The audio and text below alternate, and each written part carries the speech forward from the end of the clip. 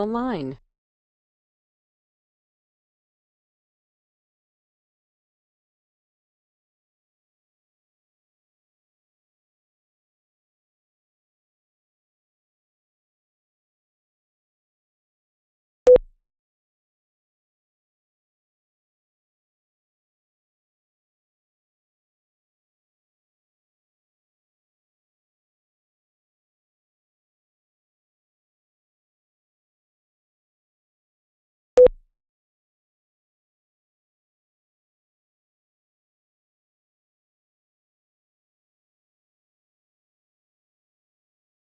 The webinar will begin shortly. Please read. The broadcast is now starting. All attendees are in listen-only mode. Hello, everyone. This is Liz and Lindsay from the Institute of International Education. We are going to start on the webinar in just a few minutes. So please stay tuned and be patient. We will start in just a few minutes.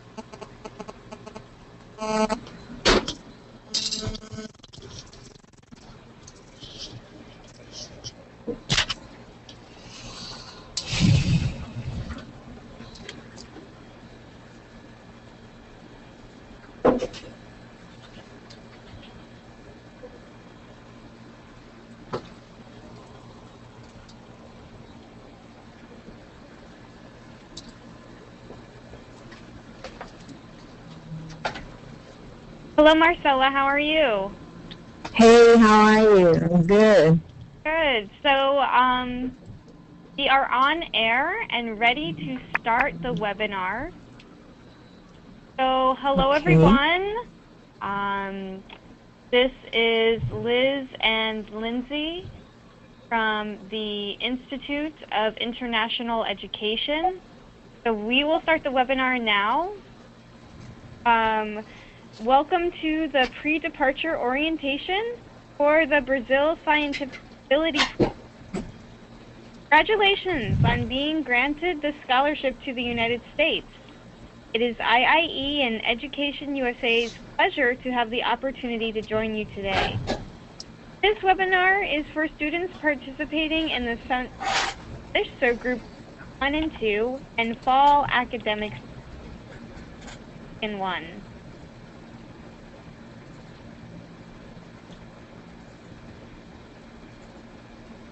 Topics to help you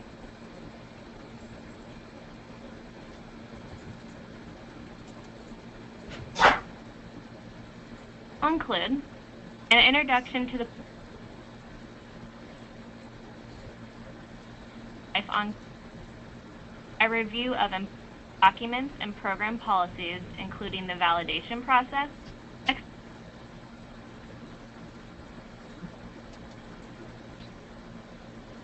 request that you listen to this presentation carefully and take notes as necessary.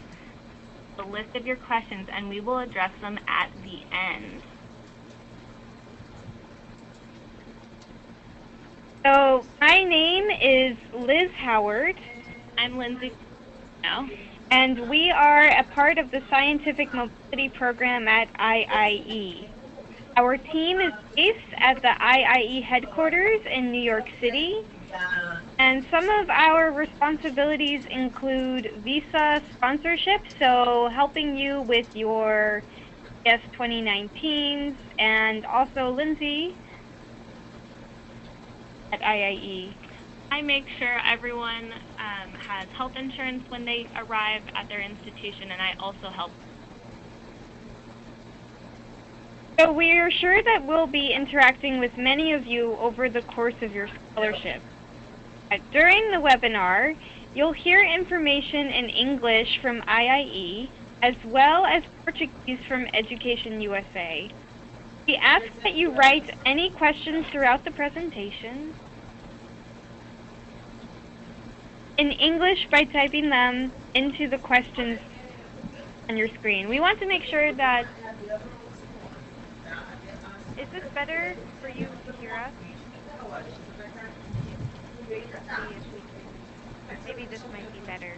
Okay, so if you have any questions, please write them in the questions box, and we will answer your questions at the end of the webinar.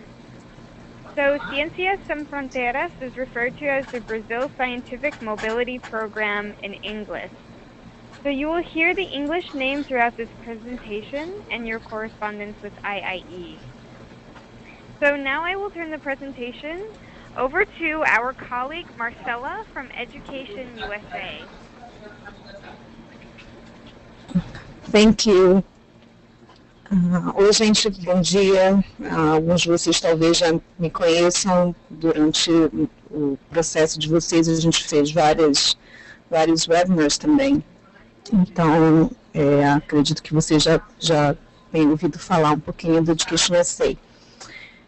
Então, para quem não conhece, o Education USA está oficialmente ligado ao Departamento do Estado americano, e a gente tem a missão de promover o ensino superior nos Estados Unidos, oferecendo informação correta, imparcial e completa, objetiva e atualizada sobre as instituições acadêmicas nos Estados Unidos.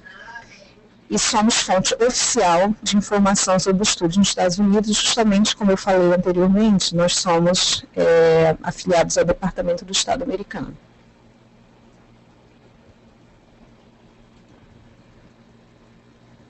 Okay, are you ready for us to continue, Marcela? Yeah. Oh, okay. Ok. Thank you. O que nós fazemos? Nós damos informações gerais sobre o sistema educacional, a gente orienta o processo de admissão do início ao fim, a gente faz workshops de TOEFL, GRE, SAT, conversamos sobre auxílio financeiro, visto de estudante e orientação pré-partida. Por Ciências Sem Fronteiras em particular, a gente vem fazendo desde o início a orientação pré-partida, né? E esse processo de admissão a gente vem durante palestras presenciais e sessões online também. A gente foi dando orientação do Common Application, das redações, orientação das cartas de recomendação, as traduções, que grande parte ficou sob nossa responsabilidade, já que a gente tem aí quase 30 escritórios no Brasil todo. Então, para o Ciências Sem Fronteiras, a gente dá esse suporte em especial também. Ok, next slide. Okay, next slide. Okay. I think this is yours, right? Oh, okay. Yeah. Yes, sorry. Hi, everyone. So CAPES and CMPQ are the program sponsors providing all funding through Brazilian dollars for your program. IIE consults with CAPES and CMPQ regarding the Brazil Scientific Mobility Program design and policies. CAPES CMPQ is informed about the program's success and is kept updated on all major occurrences in the program, both positive and negative. You will interact with your assigned CAPES CMPQ technician regarding funding such as your round-trip airfare, settling in allowances, and monthly stipends.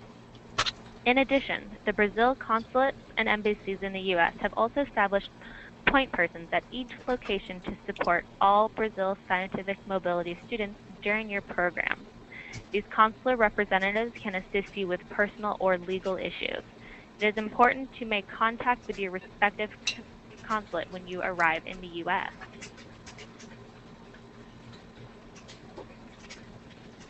Okay, so IIE is the acronym used for the Institute of International Education.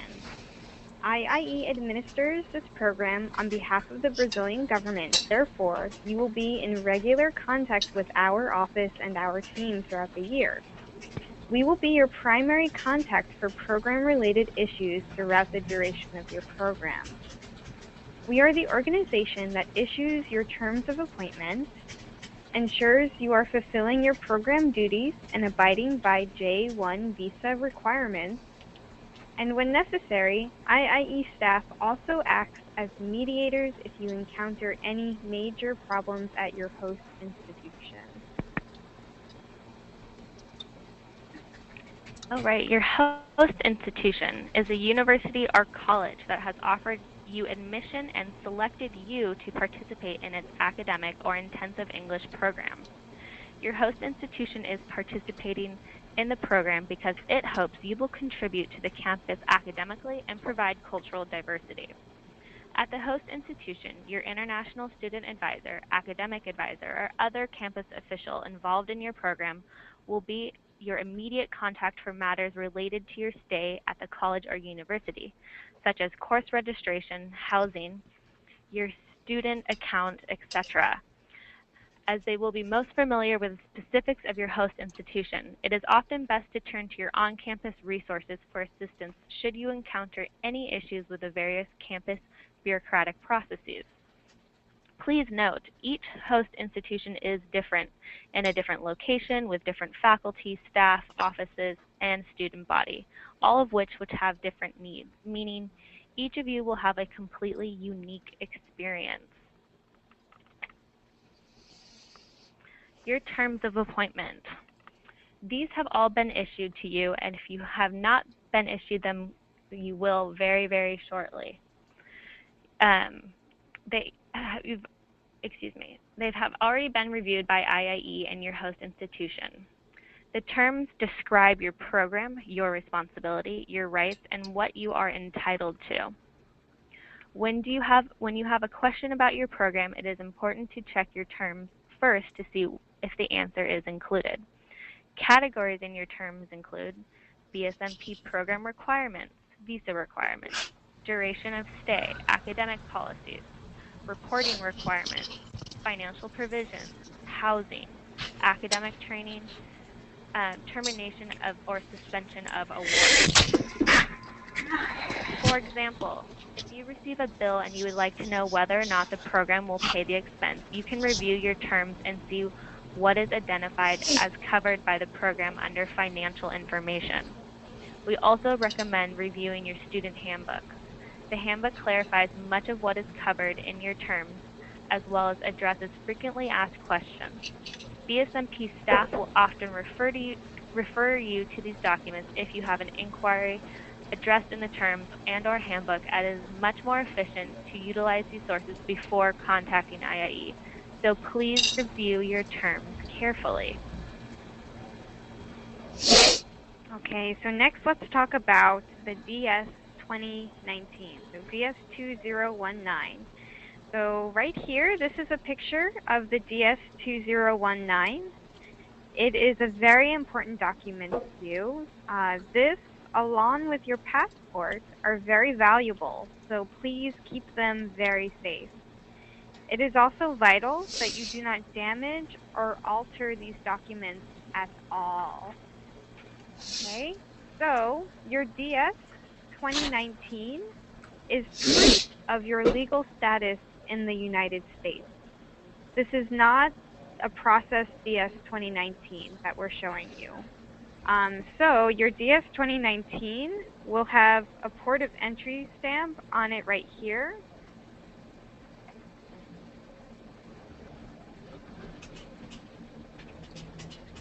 Okay, so we will have a port of entry stamp. Let's see. Okay, and it would indicate you will have your J1 visa status. So let's talk about the important sections. So this first one right here, this is your program sponsor, which is us, the Institute of International Education. Number 2 over here is your exchange visitor program number, and all of them should be P300006. Next, we have your program dates. This is very important. So please note your start date and your end date. All students have been given the same program start date to expedite your visa application process. You will all receive new DS 2019s with the correct start date during your first academic term. So even if you have a DS right now that does not have the correct start and end dates reflecting on your TOA, don't worry, we will send you a new one. This is just, we're sending you general dates so you can get your visa quickly. Okay? So some of you may have a visa expiration date that exceeds the end date noted on your DS form. Your duration of stay in the United States is determined by the DS 2019, not your visa. So the end date of your program is the date on the DS form, no matter what the date listed on your visa is. So you must report your arrival in the United States within 10 days of your arrival date. So this first date, right here, this first date, after 10 days, or within 10 days, you must report your arrival. And this process is explained in detail in your student handbook and will be reiterated later in this presentation. You will also receive a reminder email, so don't worry, we will help you. Your end date. So let's talk about your end date a little bit more. You must exit the United States within 30 days of this date over here. Okay? This is called a grace period. Essentially, you are permitted to remain in the U.S. for 30 days after the end of your program. However, your program benefits end on the end date listed on your form DS 2019. That means you should not anticipate any funds beyond the date specified as your end date. Your health coverage will also cease on this date. If you plan to remain in the United States for your grace period, we strongly recommend ensuring that you have sufficient funds to cover expenses, and you should purchase insurance coverage for that period. Insurance coverage is particularly important as your insurance plan will not cover any medical bills, even in emergency cases, for instance, after your end date. Please be safe rather than sorry and plan accordingly. We'd also like you to note that you cannot exit and re-enter the U.S. during your 30-day grace period. Once you exit during the 30-day grace period, you will need a new visa to re-enter the United States. Okay, so next we have your category. You are a student non-degree, and there are many categories of the Day 1 visa. You are in the student non-degree category and should reiterate this to anyone that asks you to advise them of your employer. You are considered a student, and you are not employed by IIE or your host institution. Next, we have the travel validation. It is CAPIS and CNPQ program policy that VSMP students remain in the U.S. for their entire scholarship period. Should you choose to travel outside the U.S. during your program, you will be willfully breaking program policy and will be fully responsible for any consequences that are a result thereof. Neither CAPIS, CNPQ, or IIE are responsible for any expenses or actions of those students who do not comply with this policy. Should emergency circumstances arise, such as a death or illness in your family that require you to travel outside of the United States, you must consult with IIE and CAPIS or CNPQ directly. International travel requires that you have your Form DS 2019 signed for authorization. Although you are not allowed to travel internationally during your scholarship period, you are permitted to travel within the United States. If you plan to travel within the United States, you are not required to notify the Institute of International Education or have your Form DS 2019 signed. Any national travel within the United States should not conflict with your coursework, academic training, or other program duties. You should not request your host institution to alter scheduled classes or exams for recreational activities. So, if you do choose to travel, we do really encourage traveling within the United States because it is a very big country with a lot of really interesting things to see.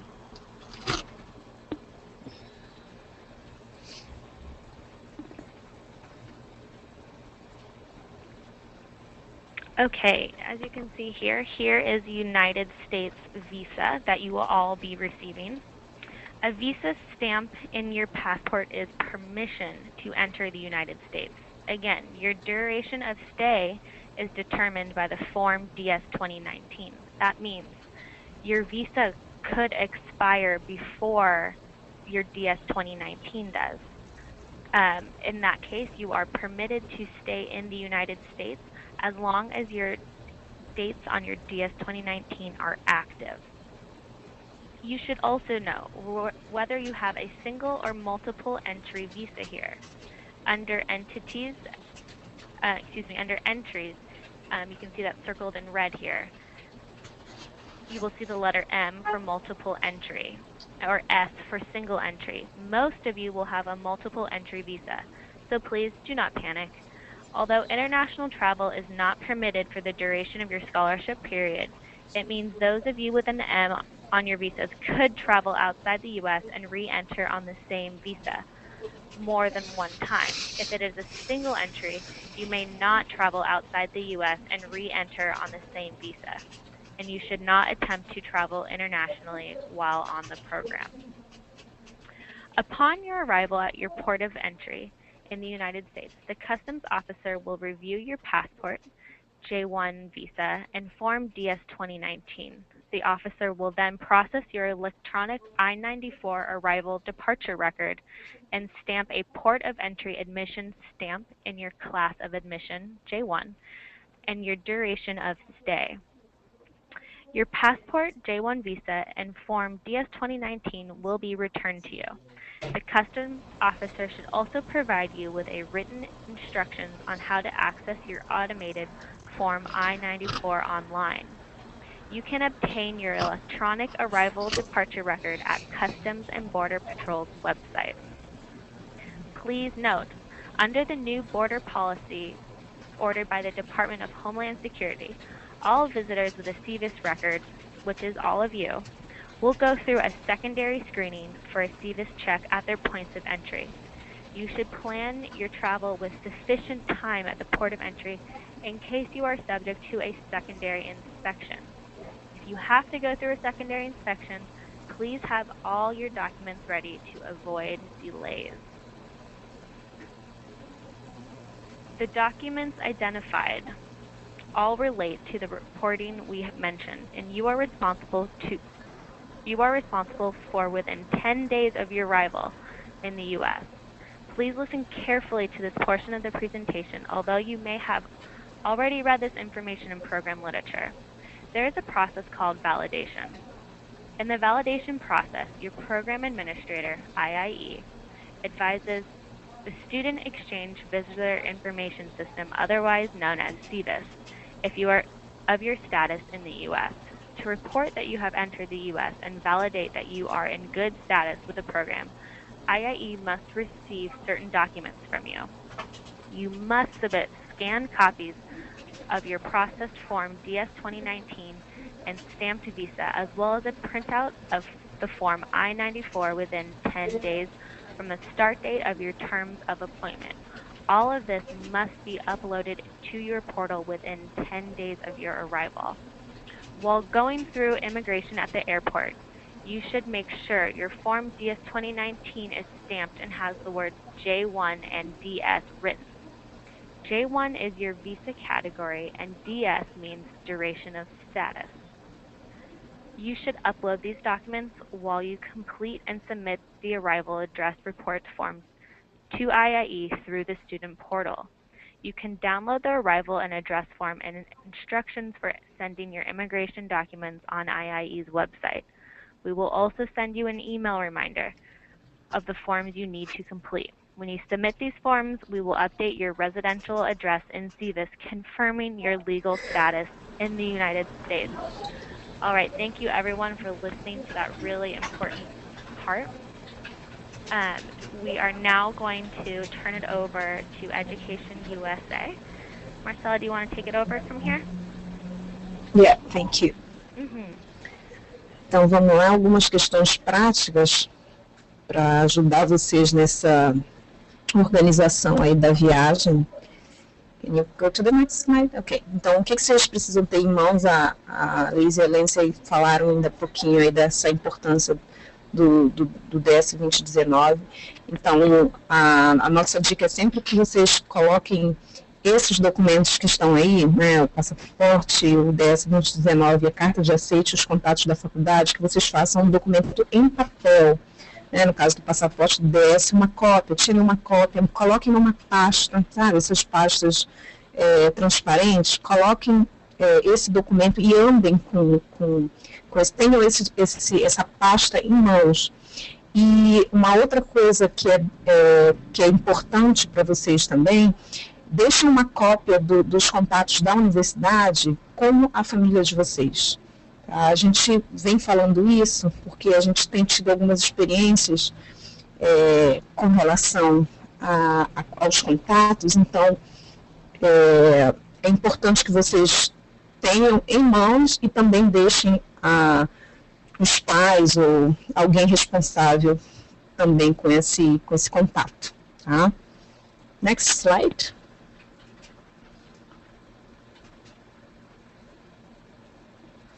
Ok. Bom, aí a Liz e a Lincense falaram um pouquinho dessa entrada nos Estados Unidos, né? Para quem vai fazer a primeira viagem, pode ficar um pouquinho nervoso com essa passagem pelo Port of Entry, né? Que é o portão de entrada mesmo, que aí você vai passar pelo serviço de imigração. Então,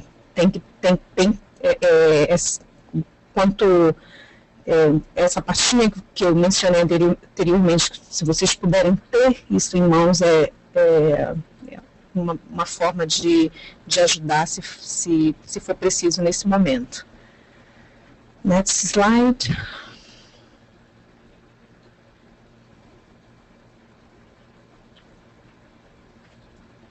Então, quando vocês passarem pela imigração, vocês respondem exatamente o que foi perguntado para vocês. Não tem que nem mais nem menos, entendeu? Tem que apenas responder o que eles vão perguntar, o que o officer vai perguntar.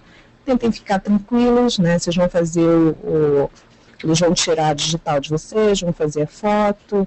É um processo bem rapidinho, não tem motivo para se preocupar com isso, não. E aí depois vocês seguem para o setor de bagagem, né, que aí vai direto para os customs. Ok. Next one. E aí, no caso de vocês serem parados na Polícia Federal, né, no FBI, vocês tentem, pode parecer assustador, mas é uma coisa que pode acontecer com qualquer pessoa, não tem um critério, vocês devem saber disso, então tentem ficar tranquilos, sejam educados, façam tudo que eles perguntarem para vocês têm que responder, tentar fazer da melhor forma possível, mas não tem com que se preocupar em relação a isso, não. Fiquem tranquilos porque vocês estão com toda a documentação, né? Tá tudo documentado, tá tudo certinho, não tem nada fora do normal aí, então não é uma questão para se preocupar. Porém, a gente menciona sempre porque é uma coisa que pode acontecer. Então, de repente, se acontecer, né, e se a gente não falar do lado daqui, vocês podem dizer, poxa, mas ninguém comentou com a gente que isso poderia acontecer. Então, é mais uma questão de vocês se manterem informados da possibilidade de acontecer, ok? Next.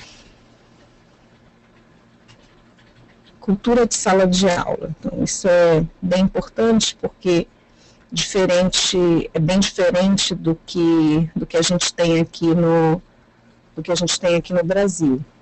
Can you go over the next slide?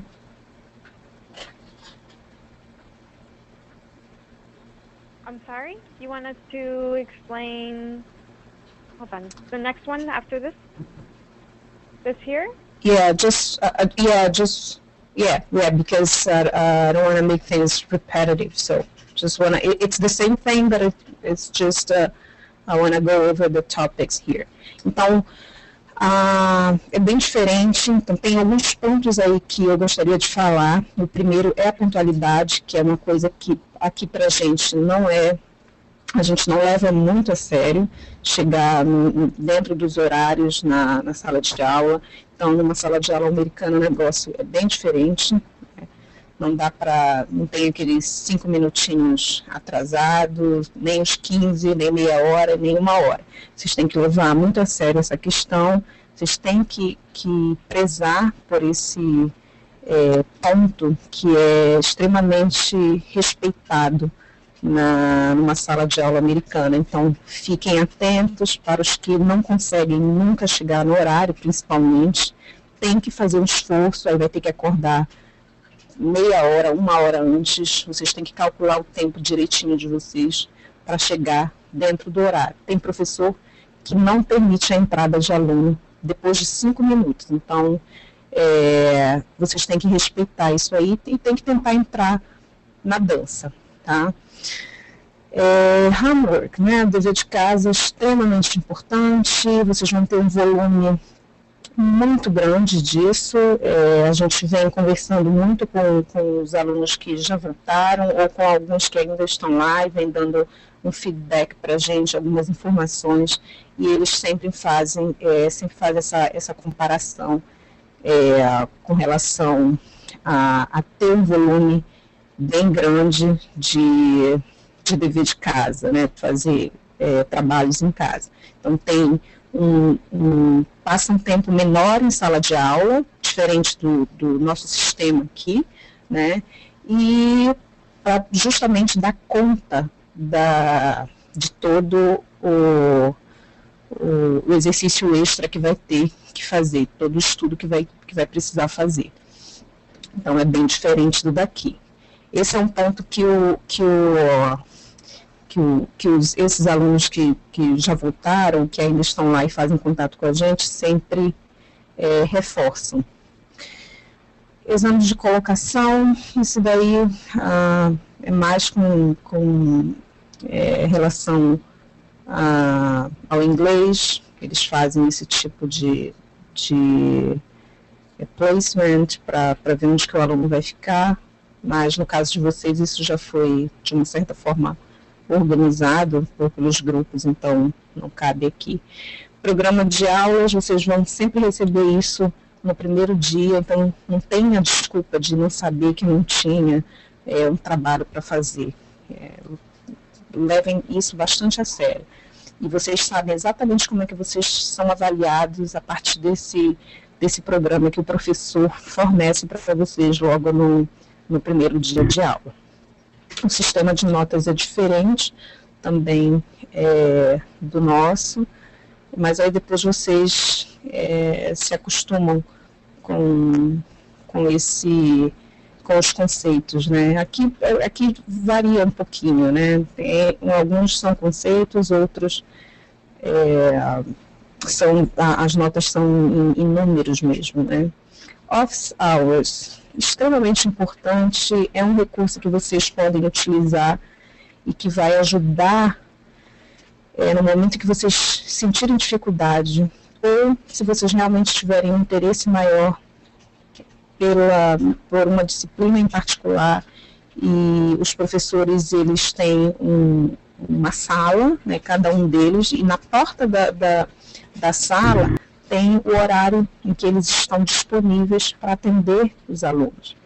Então, fiquem atentos com isso. Se vocês sentirem qualquer dificuldade, melhor com relação à disciplina, né? Então, vocês têm ali um horário disponível daquele professor para vocês se aproximarem, chegarem realmente mais perto e dizer: professor, não entendi muito bem a aula de hoje, queria ver o que eu posso fazer para melhorar, como que eu posso trabalhar mais essa questão. Então, é um recurso que vocês têm que aprender a tirar vantagem dele.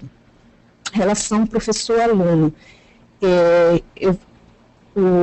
Os alunos que já voltaram vêm comentando bastante que, apesar que ficaram muito surpresos com o fato de essa questão de a gente achar que o americano é um pouco mais frio e tal, e essa relação do professor com o aluno, eles têm tido experiências muito boas, muito positivas com relação a essa interação, né? Então, pode surpreender vocês também.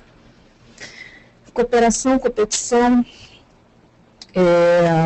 é uma coisa que, para a gente, por exemplo, o americano é muito competitivo dentro de sala de aula, com notas, e a gente, se a gente for fazer uma comparação, a gente não tem muito essa questão, e a gente fala, por exemplo, com tranquilidade a nota que a gente tirou em alguma disciplina.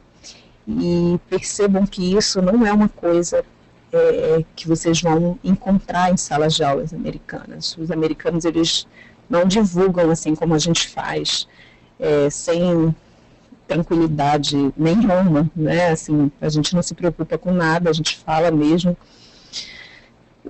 qual foi a nota que a gente tirou, independente dela ser baixa ou alta.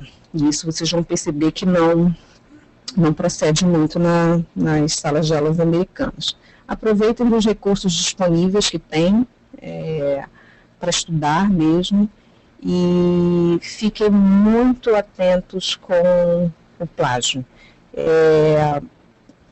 Eu vou falar um pouquinho mais ali na frente. Next slide.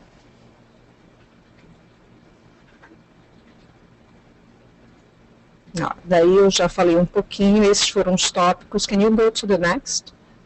Da pontualidade, que é extremamente importante. Isso que eu acabei de falar dos valores, né, dos Estados Unidos e dos alunos internacionais, né, competição e cooperação. Competição ali para o lado dos Estados Unidos e cooperação aqui para o lado dos alunos internacionais, porque a gente tem essa característica, né, de trabalhar do coletivo mesmo, né, de ter uma responsabilidade compartilhada, por exemplo, diferente dos americanos, que têm o valor do individualismo é extremamente grande dentro da cultura. Não é que eles não se importem com o outro, não é exatamente isso. Vocês vão conseguir entender no período que vocês vão ficar lá como é que o que é essa questão de ser individualista. E esse ponto da competição que eu comentei, que eles são mesmo muito competitivos em sala de aula. E a gente vê até por essa questão de rankings, né, de universidade, isso é muito forte, é cultural. Então, é mais para vocês terem uma noção realmente, e esse fator de nota, por exemplo, de não fiquem perguntando, observem. A minha sugestão é que vocês observem sempre dentro de sala de aula, para vocês terem vocês vão lembrar um pouquinho, talvez, eu imagino dessas coisas que eu estou falando aqui para vocês. Então, observem mais, e para não invadir muito essa questão aí. Next slide.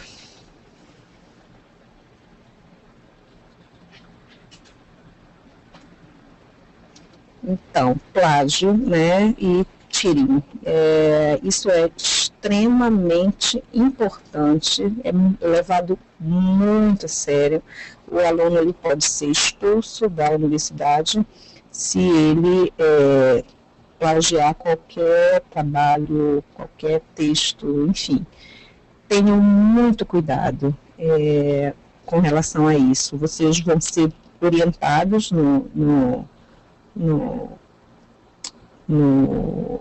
tem um dia específico de orientação que vocês vão ter na universidade de vocês, e podem ter certeza que esse é um tópico falado. Então, já aproveitando aqui no nosso Pre-Departure Orientation, fiquem sabendo que é um tópico que vocês precisam levar em consideração e respeitar. Colar também, né? Então, tenham consciência dessas questões dentro da Universidade Americana. Ela tem que levar a sério. Next, please. Sexual harassment. Bom, Para a gente, bom, esse é um tópico que as universidades, cada universidade americana tem uma norma, e vocês precisam respeitar e entender as normas da universidade em que vocês estão indo. Então, por exemplo, só para a gente entender, que para a gente pode parecer uma coisa boba, e a gente faz assim, às vezes sem sentir, né, quando a gente conta aquelas piadinhas de loura, né, isso é coisa de loura, isso é coisa de mulher, isso pode ser visto de uma forma ruim, né.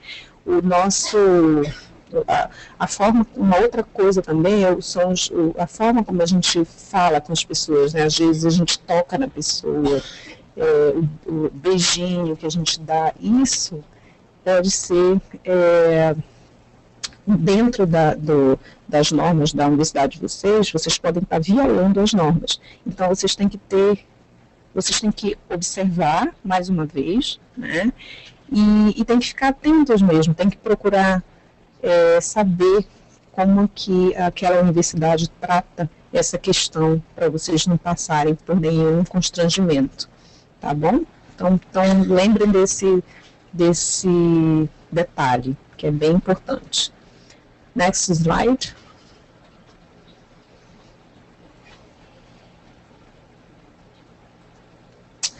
O que vocês podem utilizar de serviços, né, para que vocês, na hora que vocês precisarem de ajuda. Então, vocês têm vários serviços aí. O Writing Center, eu sempre gosto de falar do Writing Center, porque é um serviço tão bacana que a universidade oferece e ajuda tanto o aluno internacional a melhorar na escrita acadêmica. Vocês conseguem perceber um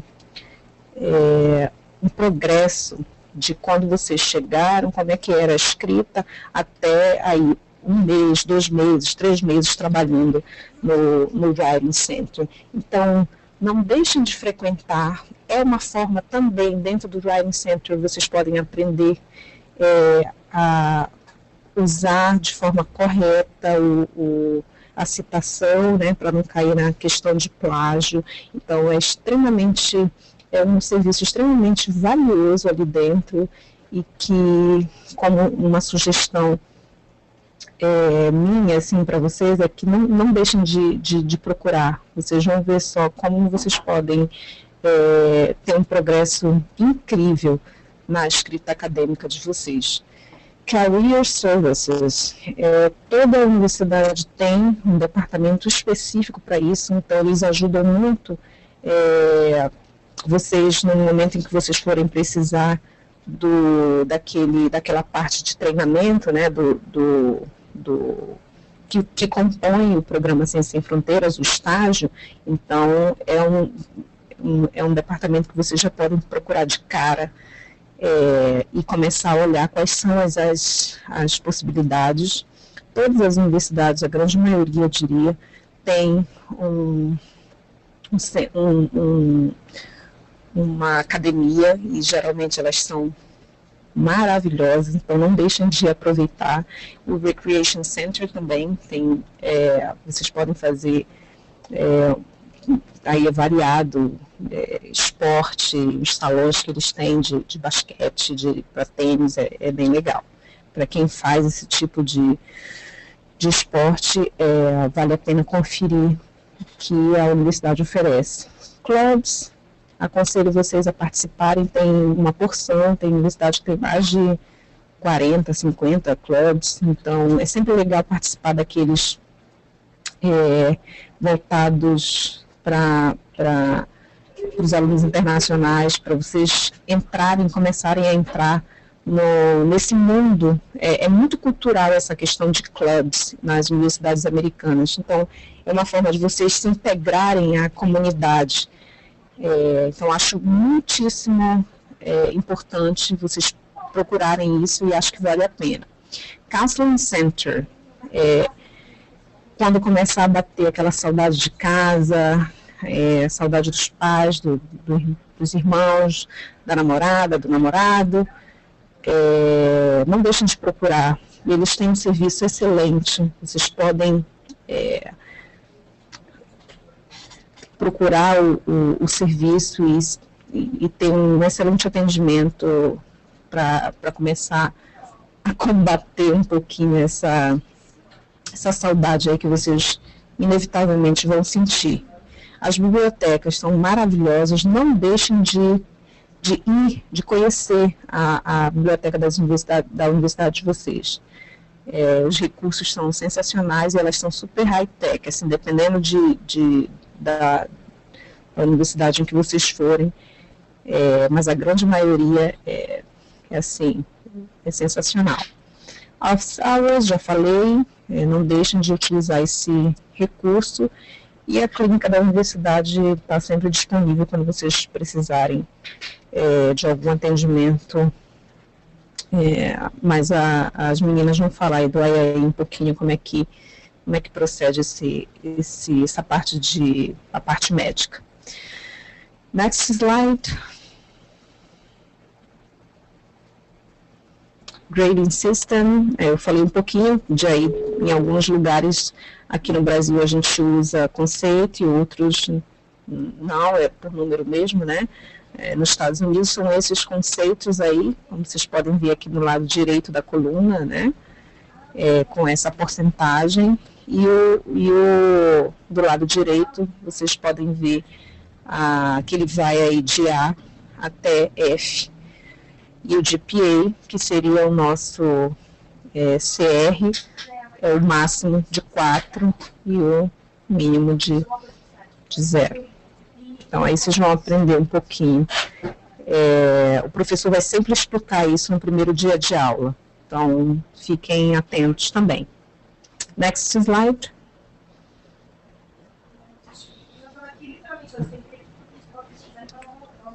Choque cultural. Isso, com certeza, né? Vocês já devem ter procurado, já devem ter conversado com muita gente que já foi, que já voltou. É inevitável, todo mundo passa por isso, são pessoas diferentes, cada um tem uma reação diferente, vocês não podem se comparar com o colega, cada um vai sentir de um jeito, né? Então, são duas dimensões, o choque com a cultura local, o choque com a cultura de todos os estudantes internacionais. Lembrem que os Estados Unidos é um dos países que mais recebe aluno internacional. Então, além de vocês terem que lidar com o americano, vocês também vão estar rodeados de alunos internacionais, chinês, coreano, europeu, enfim, tem uma gama aí bem diferenciada de aluno internacional. Então, não tem como não passar por isso, né? Can you go to the next?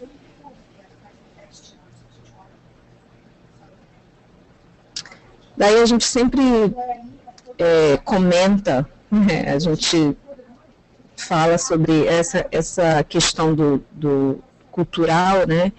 A primeira fase é sempre a de lua de mel, né? O honeymoon. A vida é bela, os Estados Unidos são o melhor país do mundo, tudo é maravilhoso, tudo funciona, você fica, né, assim, até chocado por tudo que funciona tão bem, mas isso daí pode durar um mês, pode durar 6 meses, pode ser até que dure uns 3 anos, né? 2 anos, no caso de quem for fazer um mestrado, por exemplo. Mas tudo que é bom acaba, a gente sabe disso, né? Então, nem sempre vai ser essa maravilha. E aí depois, can you go to the next slide?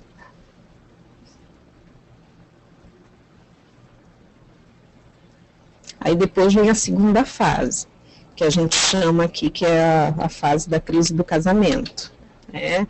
Aí eu começo a enlouquecer, porque é muita redação, muito projeto, muito dever de casa para fazer, né? E aí a relação começa a ficar um pouco desgastada. E aí qualquer coisa, assim, de repente, qualquer bobagem pode começar a te irritar.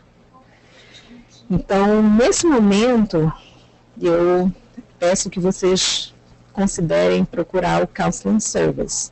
É uma boa hora, se vocês, qualquer coisinha irritar vocês, é normal e é um processo que acontece mesmo. E aí, a partir disso daí, a gente começa a ficar com muita saudade, né? Sentir as coisas mais, assim, menores, né, pequenas mesmo, até a comidinha começa a deixar a gente com saudade, né?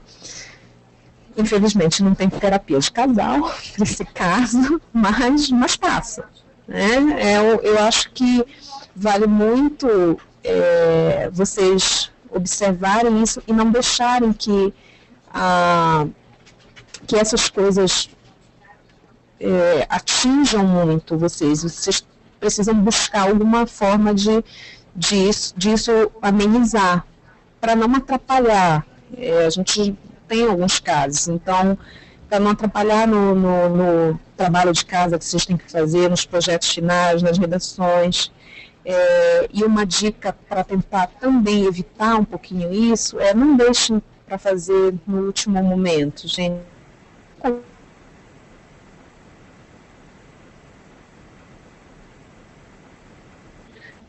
Que não dá para deixar acumular, né, como a fotinho aí, não deixem acumular.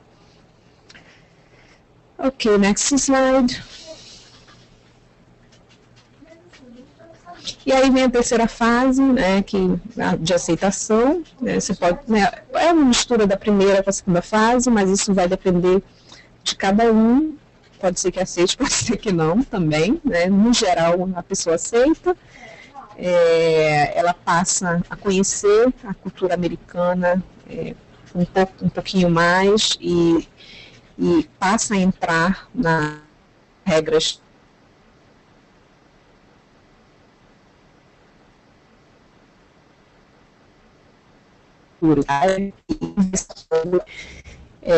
e aí quando tem que voltar para o Brasil, aí o que acontece é o choque inverso, né? Você vai começar com aquelas comparações, daí tudo que funcionava lá não funciona aqui, algumas coisas nesse sentido, e aí você começa a fazer essas comparações, e aí isso é natural também, é o choque inverso, não tem jeito, é comum de acontecer. Ok, next slide.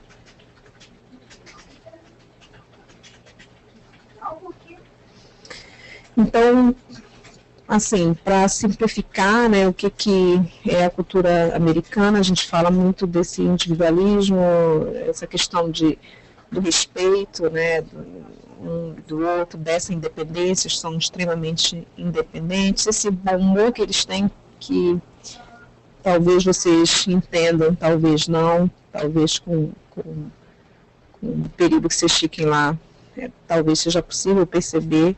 Otimismo, essa diversidade que é extremamente forte e uma ambição muito grande quando a gente fala dentro da universidade mesmo, essa questão da competitividade, de querer o melhor e tal. Então, é um geral aí do que vocês podem pensar da cultura. Mas acho que cada um no seu jeito precisa observar, ficar atento, como eu falei anteriormente, em alguns tópicos em particular, observar e é preciso respeitar. Não tentem fazer muitas comparações, não, porque eu acho que cultura, de uma certa forma, a gente não compara tanto. Next slide.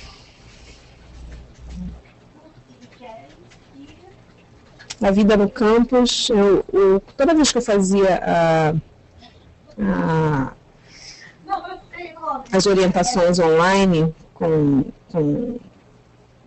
alguma universidade ou não, o meu foco sempre era na vida no campus, porque essa é a grande diferença de estudar nos Estados Unidos, penso eu.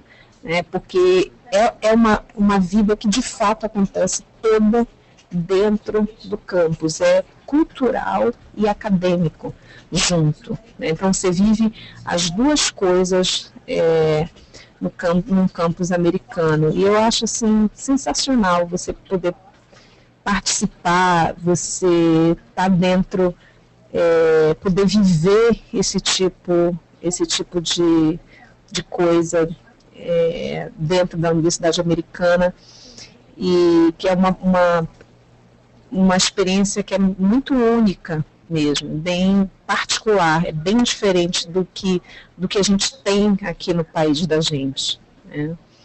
Next slide, então aproveitem essa experiência, porque é sensacional. Aproveitem cada segundinho que vocês estiverem no campus, que faz toda a diferença. Managing your time. Falei um pouquinho, todo mundo que tem voltado, vocês com certeza têm muitos amigos, vocês têm bastante contatos, e eu duvido que seja diferente, que eles estejam falando que não é diferente essa questão do homework, da quantidade de deveres de casa que vocês levam para casa, e vocês precisam se organizar com isso. Mais uma vez, não deixem para fazer em cima da hora, porque não tem como vocês vão ter mais de uma disciplina, então não tem como deixar isso para depois. Vocês precisam focar e organizar o tempo mesmo. Lembrando sempre que vocês vão passar um tempo maior em casa, né, no dormitório, nesse caso, fazendo os exercícios do que na sala de aula propriamente. Então, é a grande diferença que todo mundo sente nas universidades aqui. Então, vocês precisam focar nessa questão e organizar o tempo de vocês. Next slide.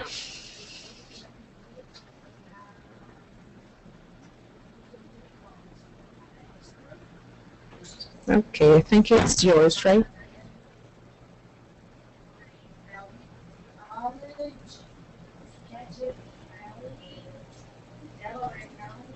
While Marcella was speaking, we went through some of your questions, and we just want to address a few things to everyone right now. Please make all of your requests and questions in English. Unfortunately, Liz and I do not speak Portuguese. We wish we did, but we don't. Another thing is we've seen a lot of questions about your TOA. Unfortunately, this is not the place to ask about that. We do not have any information about your TOA. Please wait for an email from IIE, and we really, really request your patience during this. All right, so now we're going to go on to full-time status.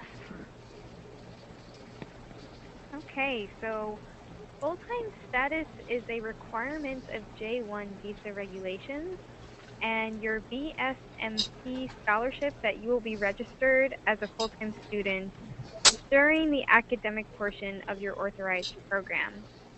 You are expected to remain in full attendance and of full-time status for the entire program. Depending on your IEP program, this generally ranges between 4 to 6 classes, which is 12 to 15 credits or 18 to 22 contact hours. When registering for classes, it is your responsibility to check with your IEP advisor to ensure that the course load you are enrolled in is appropriate for your English language level, consists completely of IEP-related courses, and meets all institutional requirements and any other minimum academic requirements set forth by your IEP.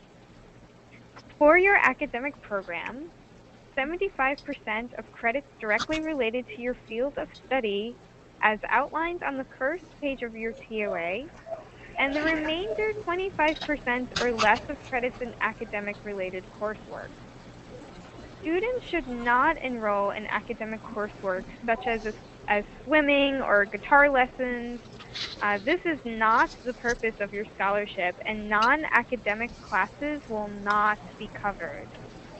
When registering for classes, it is your responsibility to check with your academic advisor and/or international student advisor to ensure that the course load you are enrolled in meets this requirement and any other minimum academic requirements set by your host institution. As part of the scholarship requirements, students are to enroll in the minimum number of credits to maintain full-time status. So many universities, this is 12 to 16 credits, and that is taking more than 4 or 5 courses per semester. It can be very challenging since students are expected to complete numerous outside readings and projects and participate in group assignments. So please, if you are considering taking more than 16 credits, you will need to receive approval from IIE because that is a very heavy course load. You must inform IIE immediately if you have any difficulty meeting these requirements at any point during your program. If you do not maintain full-time status, you are effectively ending your BSMP scholarship and must return to Brazil immediately. So please make sure that you are at full-time status at all times and make sure that your courses correspond with your studies. Okay? So, next. So, as you probably all know, your BSMP scholarship is fully funded and covers academic tuition and fees. IIE, on behalf of CAPES CMPQ, will pay the cost of tuition, housing, meal plans, health insurance, deposits, application fees, other mandatory university fees. If you receive an email from your host institution requesting payment from your personal credit card or checking account, please do not make any payment with your own money. Do not make any payments. You should get in contact with your international student advisor and work with your U.S. institution's bursar department. To clarify that, these fees should be invoiced to IIE directly. Please contact IIE if you have any trouble regarding billing statements you've received. Your scholarship will not cover health insurance charges such as copays, deductibles, prescriptions, or coinsurance. We will go over this health insurance in 1 minute, so I will give you more information on that. It will also not cover fees due to your own negligence, such as late registration fees, lost apartment keys or lost dorm keys, housing damages, or lost student ID cards. Other personal expenses such as travel during breaks, stolen items, additional clothing, and personal items, again, will not be covered. You should plan on bringing any personal funds available to you so you can adequately meet your needs and expectations concerning your health, travel, recreation, and incidental expenses. It is important that you budget your funds carefully for the entire duration of your program. Right. So next, we are going to discuss the healthcare system in the United States. So as I'm sure you all know, the health system in the United States is very, very different than it is in Brazil. So we're going to watch this video. It's about 6.5 minutes long. And if for any reason you have trouble hearing it or if you have trouble seeing it on your screen, this video is available on our website. So if you Google BSMP health insurance, this will come up. So please take another watch at the end if you have any further questions. So here it goes. In this short video, we will provide an overview of the U.S. healthcare system and how to seek medical treatment. The first step is what to do before you leave home. Before you travel to the U.S., there's some simple things you can do that will make your life much easier. It could prevent you from having to pay for things that are typically not covered under international student insurance plans. 1. Prescription medication. If you are currently taking any prescription medication, such as asthma inhalers, Make sure to bring a good supply with you, along with your doctor's notes for those medications. 2. Eye test. Opticians are typically not covered under international student insurance plans. So get a checkup before you travel and make sure you have current prescription glasses and contact lenses. 3. Dentist. Make that visit to the dentist you've been putting off. Dental costs in the USA can be very expensive and will likely not be covered by your insurance plan. 4. General checkup. Go to your doctor and have a checkup before you travel, and make sure all your vaccinations are up to date. With some advanced planning and preparation, you can avoid uncovered expenses when abroad. The U.S. healthcare system offers some of the best medical care in the world, but it is complex, difficult to navigate, and often very expensive. The U.S. system will also likely be very different from the healthcare system you are used to back home. In this section of the video, we offer a few simple tips. First, like most Americans, you will need a private insurance plan, either through your school or one that you purchase directly. There is no universal access or national health care like many countries offer. When you seek any medical care, the provider you choose, hospital, doctor, or clinic, will look to you and to your insurance carrier to get paid for their services. There will be no payment from the government, and health care can be very expensive in the U.S. Here are a few recent real-life examples. Appendicitis, $60,493. Fractured humerus, $47,445. Fractured clavicle, $18,393.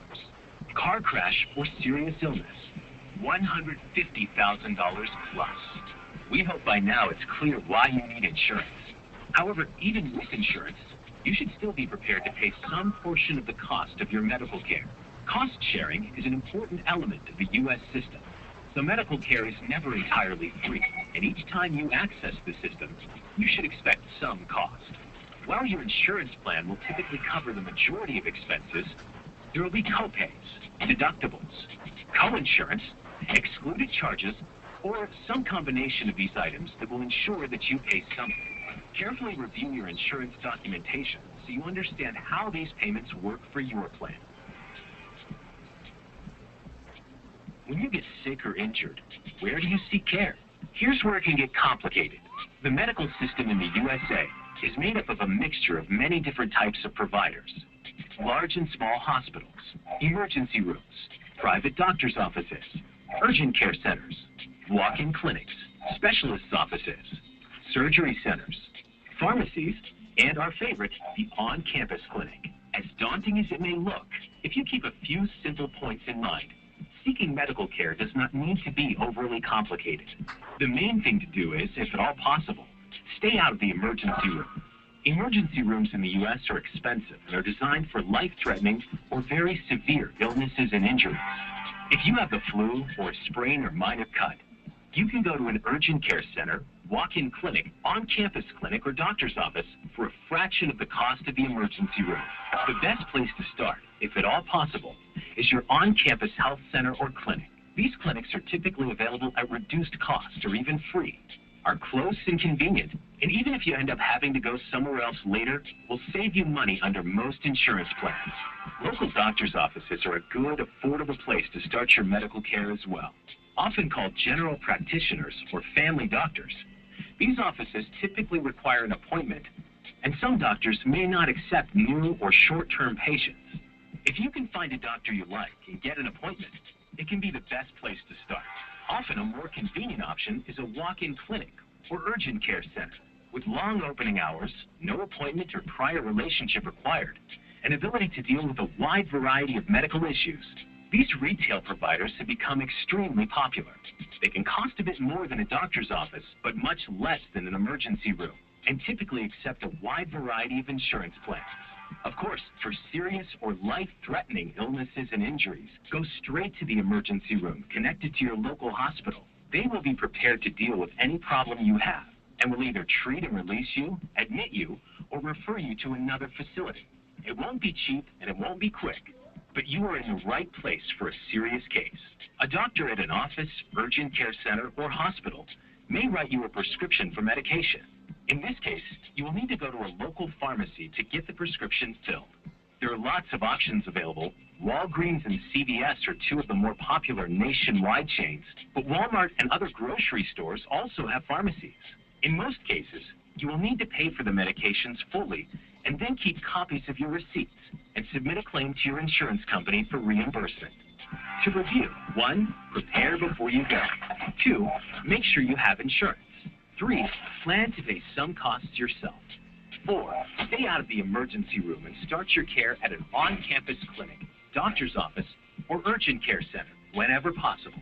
We hope that you have found the information in this video helpful and that you have a better understanding of the healthcare system in the U.S. For more detailed information about various U.S. healthcare topics, please visit the Insurance Explained section of International Student Insurance, www.internationalstudentinsurance.com/explain. Okay, everyone. And again, for any reason that you weren't able to see that or hear that, it is available on our website. If you go to BSMP and you go to the health insurance section, it is there embedded on our website there for you to review.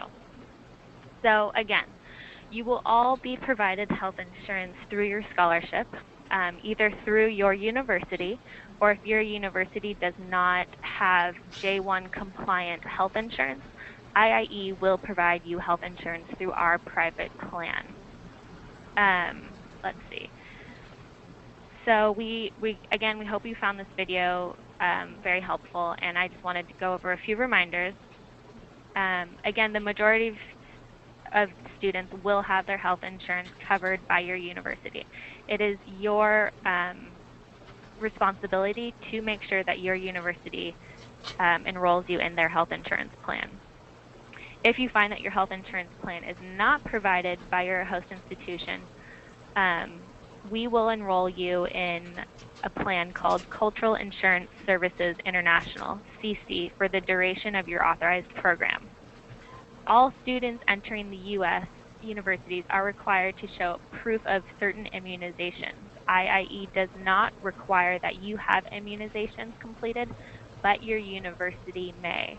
It is important to contact your university directly, not through IIE. Contact your university directly to see what the certain immunization requirements are. I highly suggest you do this before coming to the United States. You can receive these immunizations in Brazil and bring proof of these immunizations translated into English to show your university that you have already received these immunizations. If you choose to have immunizations completed in the United States and your health insurance does not cover them, it will be your responsibility to pay for it. IIE will not pay for it. You will also receive a coverage plan brochure that explains your benefits of your health insurance. Please read this carefully to understand what your health insurance covers and does not cover. If you have any questions about your host institution's health insurance, feel free to contact your host institution's health center or student service offices. Again, as the video said, please be prepared to incur out-of-pocket expenses while in the United States for your medical care. Expenses such as co-pays, deductibles, co-insurance prescriptions are not covered by if they are not covered by your health insurance. Also, please note, if pre-existing conditions are not covered by your health insurance plan, you will need to plan accordingly. Pre-existing condition is any condition which originated prior to your effective date of coverage, or you have received consultation, treatment, medication from a physician about prior to your effective date of coverage. So for example, if you have a certain medical condition right now and you are not yet enrolled in your university's health insurance, this is a pre-existing condition. Since the U.S. healthcare system and insurance process is complicated, it is important that you familiarize yourself with your health insurance plan benefits and policies prior to getting sick or having an accident. Again, the video is on our website, and I highly suggest you all take another look at it. Oh, right. So now that that is out of the way, we are going to go to student expectations. Okay, so for these last few slides, we would like to draw your attention and discuss some of the important expectations. So first, work hard and take your classes seriously. Be sure to attend your lectures or labs, participate, and talk to your professors, and be a very diligent student. Be a cultural ambassador. As an international visiting student, you're in the U.S. not only to study, but also to make connections and friends and to be a cultural ambassador. During your grant year, we encourage you to participate in different campus events. Take initiative and join activities and clubs. We really want you to enjoy university life. Institutions will have many clubs, organizations, and extracurricular events. Say yes to every invitation and seek out activities that interest you. Starting a culture club or film night will be a great way to meet other students and be involved in university life. Be willing to share information about your culture at any given moment. Be flexible and open to new environments and experiences. Be tolerant of differences around you, and be prudent and thoughtful. Be professional and always remember that you are representing your country, the program, and most importantly, yourself. The BSMP program is not a vacation. We want you to relax and have fun, but also strive to work hard and achieve the goals of the program. Finally, stay positive about your experience. Every student's situation and experience will be unique. There are many benefits to being a visiting student in a very small school in the Midwest or the South. And there are negatives to being a student at a very large school in a big city. So there are pros and cons at every school. Do not compare your program or experience to another student. Embrace your unique experience as an opportunity for academic and professional development as well as personal growth. So now we will pass this along to Education USA, and she will talk to you a little bit about your pre-departure checklist. Ok, thank you. Então fiquem atentos, é só uma listinha aí do que vocês têm que ter mais atenção, né? Então tem essa questão do alojamento, né? Acredito que vocês estejam nesse processo. Sempre perguntar ter orientação direta sobre o programa de vocês com a IIE. Acho que as meninas comentaram já falaram isso um pouquinho no início. Vocês estão ligados a eles, né? Então vocês precisam, qualquer dúvida, perguntem, né? Peçam orientação. Processo de obter o passaporte, vocês já estão aí com a parte do visto, na verdade, né? Passaporte, acredito eu que nesse momento todo mundo já esteja com seus em mãos, e agora vocês vão passar para essa parte do DS 2019, que já está sendo providenciado, e em seguida o pedido do visto. Então acredito que a maioria já esteja com entrevista marcada, e é um processo que todo mundo vai precisar passar.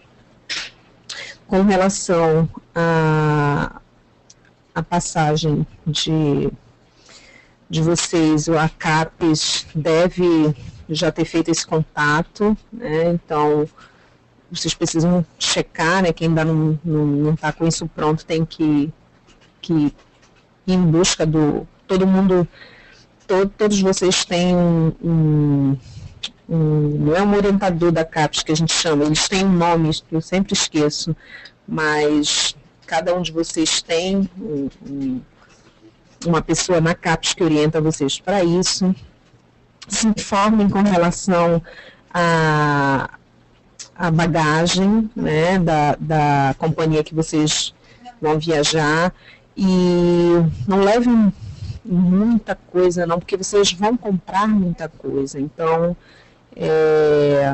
vejam essas especificações com a companhia para vocês não terem que pagar, né, alguma coisa extra, se forem levar coisa demais, que aconselho não fazer isso. A gente já acabou de ver aquele vídeo excelente, por sinal, que o IIE colocou aí de Medical Insurance, então revejam essa questão, se quem usar remédio controlado, alguma coisa nesse sentido, que leve toda a sua medicação logo, e qualquer receita que tiver, que precisar, também não deixem de ter isso em mãos, naquela pastinha que eu falei lá no início para vocês. Esse é um documento que pode ficar dentro dessa pasta também. São os documentos mais importantes que vocês vão precisar. E vejam essa questão de vacinas, né?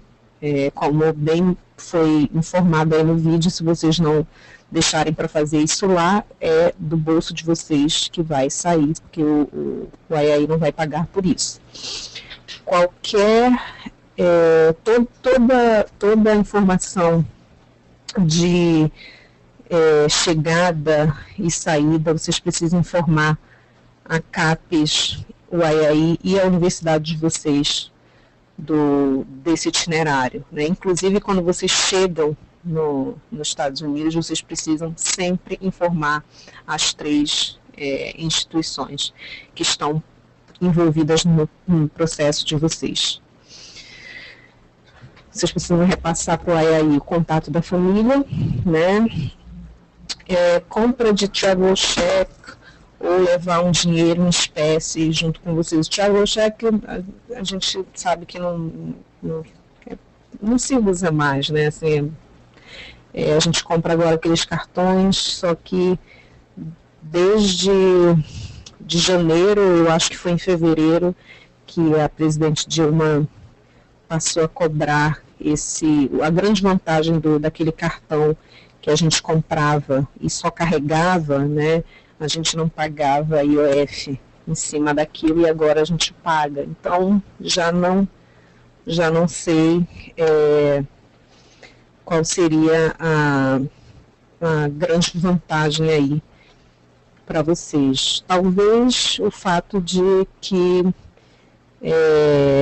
alguém daqui da família de vocês possa recarregar, né? Se não tiver dinheiro suficiente, possa recarregar. Mas acho que em termos de taxas, talvez não seja grande, não seja uma diferença muito grande, não, ter um cartão de crédito internacional. Mas avaliem essa questão, e se vocês puderem comprar um pouquinho mesmo de dólar, né, e levar, é sempre bom ter uma quantidade pequena mesmo, assim, tipo 50, 100 dólares para vocês, nesse trajeto aí no aeroporto. Não sei quanto tempo vocês ficam, como é que é a conexão e tal, e é sempre bom ter um dinheirinho para comprar alguma coisa para comer e tal, então é bom nesse sentido.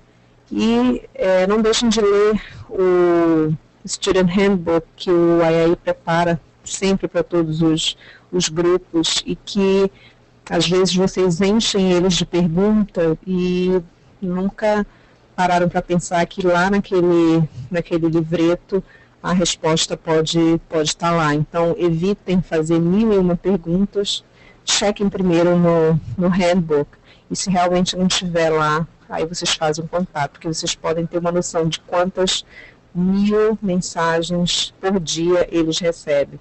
Então, para vocês não se aborrecerem porque não responderam, e a resposta, como eu estou dizendo, pode estar lá no livreto, então vocês minimizam aí esse estresse com essa questão.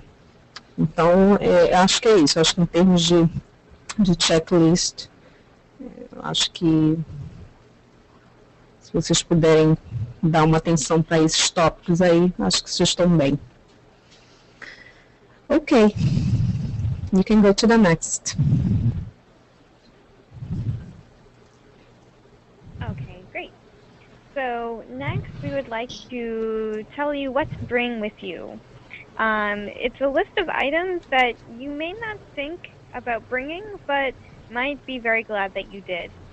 So first, a driver's license or international driver's permit, a supply of medications for existing medical conditions. So prescriptions from abroad cannot be filled in the United States. It is a good idea to have your physician provide you with a description of the prescription medications that you take. You can then consult a United States physician for a prescription that can be filled in the United States. So some of your medicine that you take in Brazil may not be sold or even legal here in the United States. So make sure to have a description of what you're taking. You should also bring an extra pair of eyeglasses or contact lenses, your medical records, dental records, academic records, and this includes your official transcripts and copies of your syllabi. Credit cards. You may face a long wait applying for credit cards in the United States, so it's good to bring extra security. Proof of a safe driving record in your home country for the past 1 to 3 years if you might be purchasing a car or car insurance in the United States. Your social security number or individual taxpayer identification number if you were issued one on a previous trip to the United States. Slides, photographs, and maps of Brazil, which can be used in informal talks you may be invited to give. And it might be wise to omit most household items such as linens and cooking utensils because they can be purchased in the United States at a reasonable cost.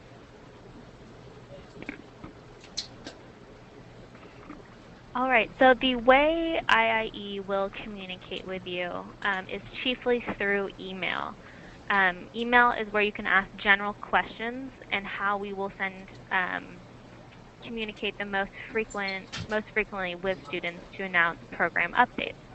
We also have a bulletin mensal, which provides all important program information and updates you in one place each month. And we also will conduct webinars, just like this one. You may also be invited to various events while in your program. Throughout the year, delegations from Brazilian universities or the Brazilian government have traveled to the U.S. campuses to learn about the program and meet with students. You may be invited to participate.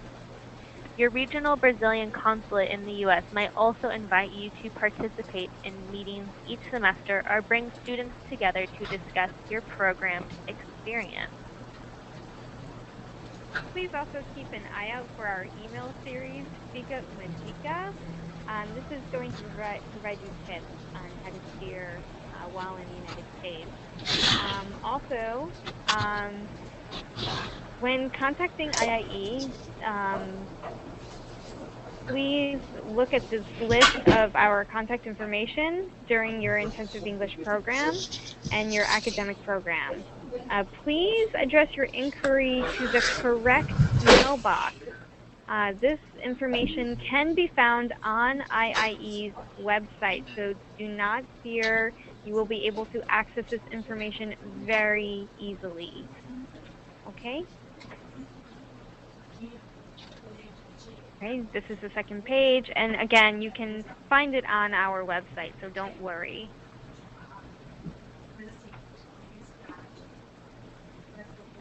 All right, lastly, for students participating in Summer English, you will be required to attend a welcome webinar on Monday, June 30th.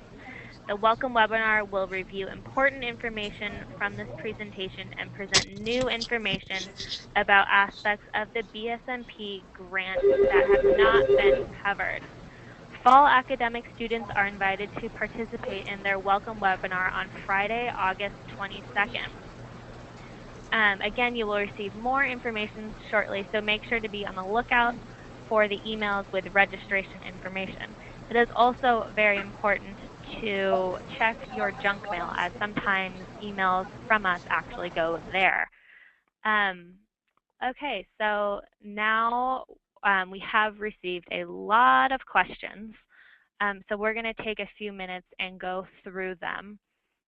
You all have asked a lot of questions, and the first one I would like to talk about is dependents. Some of you asked if you can bring over spouses or children. And under this program, you cannot bring them over as your dependent. We suggest that you look into tourist visas for your family or children. And again, IIE will not sponsor their visa, so you will have to go and get a tourist visa for them by yourself. We also received a few questions about dual citizenship. If you have an American passport, you are required to enter the United States on your United States passport. Please upload both your Brazilian passport and your U.S. passport to the portal. Please label them clearly as your Brazilian passport and your United States passport. American citizens will not have to go through and get the visa because you are an American student or American citizen. Also, if you are currently taking medication, we had a few questions about that. If you may bring 3 months of your medication into the United States. We request that you put this in your carry-on luggage. Do not put it in your checked baggage. Along with your medication, you need to have your prescription written in English. You need to have a note from your doctor explaining what the medication is, and you need to have your medical records. All of these need to be translated into English. All right, we're going to take a few minutes and go through some more questions, so just bear with us for 1 minute.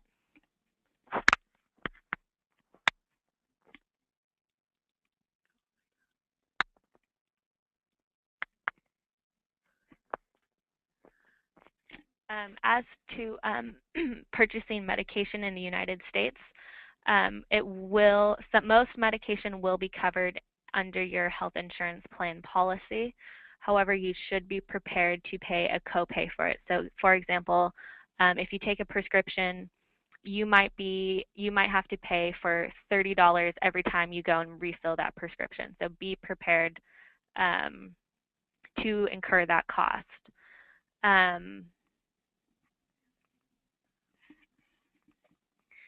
We have a question about if your Brazilian driver's license will be valid in the United States. It will not. You must get a different driver's license in order to drive in the United States. So you'll have to get an international driver's license. Okay. You will not be required to obtain a Social Security number. If you are, you will be contacted appropriately by the appropriate department. So that is not something that you should concern yourself with right now. You will not be able to work while you are here in the United States to study. J1 visa requires that you only study. If you also work, you are in violation, and you may be you may have to leave the program. Liz? Yes. Liz? Can I just say something about the driver's license? Yes, of course. Just some information to them. Vocês podem olhar no próprio site do Detran para tirar, paga uma taxa que não é barata. Vocês podem fazer o processo, vocês podem pegar a informação online pelo próprio site do Detran, ou eles têm 0800 também, vocês podem se informar, mas paga uma taxa que é um pouquinho caro também. Okay, that's it. Okay, thank you. Okay, let's look through some more. So we have a question about participating in sports in the USA for the university. That is regulated by the university individually. You'll have to contact your university for that. Okay, and CAPAS is taking care of the cost of your flight, so please be aware to contact them if you have any inquiries about the cost of your flight. Let's see. Yeah, if we have questions about internships, you can apply for internships in a different state from your university, and it is possible that you can be granted to do your internship in a different location as well. We will send you an updated DS 2019 if that is the case. You can get your own cell phone in the United States. Please be aware that you will have to do that when you arrive. Let's see. No matter what, you have to arrive on your J1 visa. So you cannot use any other visa to arrive for your program here in the United States. You must arrive only on the J1 visa.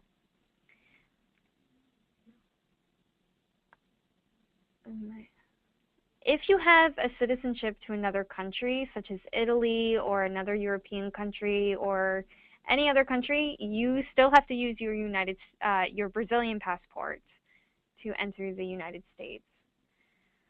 Bringing friends and family to visit the university, you are more than welcome to have your friends and family visit you, but they cannot stay with you. They will have to organize their own lodging, and they will also have to be financially responsible for themselves the entire time that they are here. Yes, you are obligated to take the vaccines listed by the university. That is very important. In order to maintain your university status, you must be vaccinated. Let me see what the question is. If you are not getting responses from your academic advisor, please contact IIE and we'll help you get in touch with them. And again, remember to look up the contact information of IIE on our website so you can be sure to contact the appropriate department. If you have not received instructions about Visa Week yet, please be patient. They are on their way, so you should be receiving those very soon. Okay, let's see. If your university does not require any vaccinations, you do not have to get any vaccinations. So again, if you if your university doesn't require it, then that's fine. Yes, we suggest 100% that all of your medical records, prescriptions, doctor's notes, immunization records, that it all be translated into English. It is unlikely, unless you visit a doctor that explicitly states that they speak Portuguese fluently, it is unlikely that you will find a doctor who speaks Portuguese. The doctor will probably speak English only, maybe another language, but not Portuguese. So just in case, we really do suggest you get your all of your documents, medical documents, translated into English.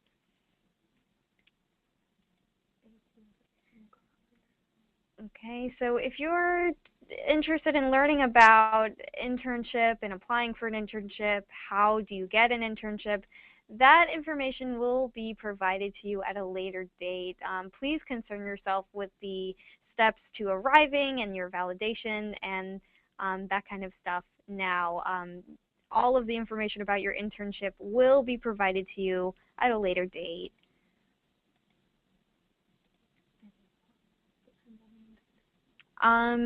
We have a question about receiving payment for the academic training period. It is possible, depending on the kind of internship you get, though It is not guaranteed. Let's see. We have a question about visa expiration. Okay, so this is a great question. So if your visa expires before the date of your DS 2019, I would like to stress that the dates on your DS 2019 are the most important dates for you being a valid student here in the United States. So if your visa expires, that's okay, but the dates on your DS 2019 must be valid. If your visa does expire, you cannot leave the United States and return without renewing your visa. Even if the dates on your DS 2019 are active, you cannot leave the United States and return with expired visa dates. So please keep that in mind. Lindsay is going to cover some questions about health insurance. Hi, everyone. So I see some questions about doctor's prescriptions and if it needs to be an official translation. This is we do suggest it be a professional official translation. However, it is, for your vaccinations, it's dependent on your university. So reach out to your university advisor and ask if they need an official translation. For your medical records and your prescription, I highly suggest that these are official translations be completed. Okay, let's see what else is on here. 1 minute.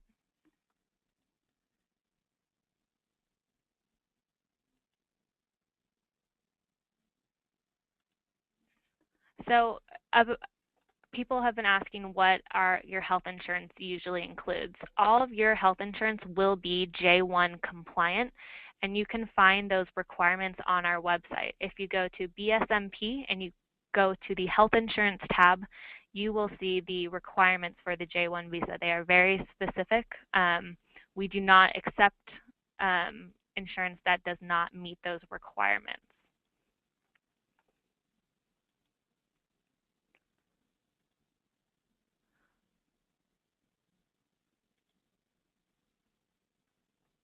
Okay, we're seeing what else is on here. We're getting some questions about traveling outside of the United States. We really would like to reiterate that we do not suggest traveling outside of the United States during the program. It only complicates your experience here. So we would really suggest that keep within the program guidelines and please do not travel outside of the United States. With that being said, if you do have a multiple entry J1 visa and you want to travel outside of the United States in the case of an emergency, you must get a travel validation signature. If that situation comes to you, you can contact the immigration team at IIE and we can help you obtain the signature so you will not have any problems or complications. But again, we do discourage travel outside of the United States while you are in your program. Okay. So we have a question, do I need to carry my passport at all times while you are here? I personally do not suggest that you do that at all. Your passport is very important. It's an incredibly important document. And if you're carrying it everywhere with you, the likelihood of you losing that document is much higher than if you put it in a very safe place. If you like to have some sort of ID, you will probably be issued an ID card at your university. So you will have that identification. And for safety, if you want to do something a little bit extra, make a photocopy of your passport and laminate it. And keep that laminated copy with you as an ID card. Now that is not, if you are approached by the police, it may not be accepted. You will have to give them your original passport, but you will have an ID card from your university. And I really would suggest, because you're traveling to another country and living in another country, and I have done this myself. I have traveled and lived in another country before. So what I did, I made 3 copies of my passport. So I went to a copy machine and made 3 copies. And I gave 1 copy to a family member at home. I gave another copy to a good friend of mine also living in the same country. And I kept 1 copy for myself in case I lost my passport, and just to be extra super safe. So we do suggest, that it's just an extra precaution to take. Okay. Okay, so is it possible for parents or friends when they visit us to stay in the same place that you will be staying? We don't really suggest that you do this because you will be living in a double room residence hall, most likely. I mean, there are many different options depending on the university, but many of you will experience residential hall living, which is really exciting when you are studying here in the United States. So you will probably have a roommate. So any visitors or anything like that, you will have to coordinate not only with your roommate, but also with your residence hall coordinator. Okay, so we got a very specific question about arrival. Your TOA, you can arrive 30 days prior to the start date on your terms of appointment. We would suggest that you go off of the dates on your DS 2019, considering that is your legal document and you don't have the updated dates just yet. So you can arrive 30 days prior to the start date on the DS 2019. Sure. All right. We have a question here about what the adult age is in the United States, and that is 18 years old. You are considered an adult when you turn 18. We also have another question about if you will stay with a host family or in the university. You will stay in a university dormitory style housing. So, your scholarship covers a double occupancy room, so that means you will have a roommate in your room. But if for any reason housing is not available, we will make alternate arrangements for you. Okay, let's see what else we have here. So if some people, we have questions about being picked up at the airport. We suggest that you reach out to your international student advisor. Some universities will pick up their participants.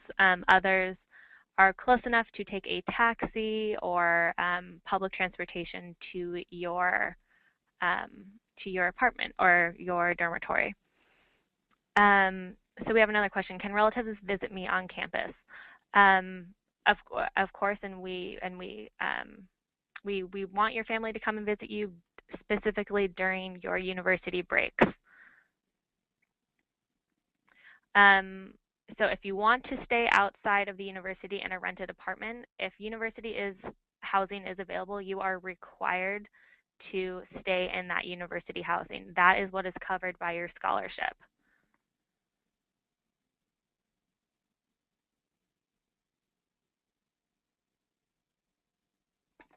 All right, so we are going to begin to wrap up our webinar here.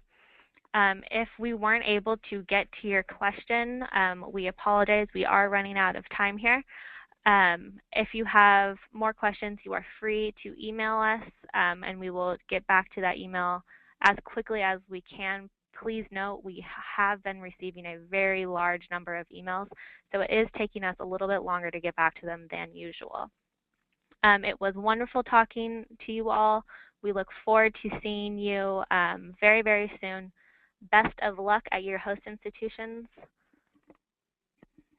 Yes, we wish you the best of luck. This concludes the pre-departure orientation. So thank you so much for your time and attention. We really look forward to working with you over your scholarship period, and if you are attending the Visa Weeks in May in Rio, then you will meet Lindsay and I, and we are so excited to meet you, and we are excited for your experience here in the United States. Thank you so much, Marcella, for joining us today. Do you have any parting words that you would like to share?